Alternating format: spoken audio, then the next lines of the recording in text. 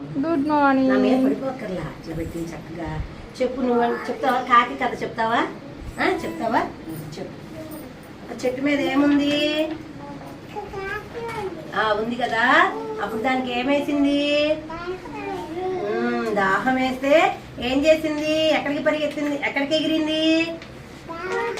గ్రామానికి వెళ్ళింది కదా. వెళ్తే ఏం కనపడింది? ఇక్కడ ఏం కనపడింది చెప్పు.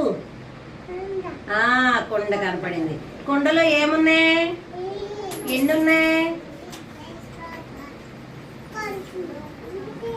కొంచెమే ఉన్నాయి కదా. అప్పుడు అది ఆలోచించి ఏం తెచ్చింది?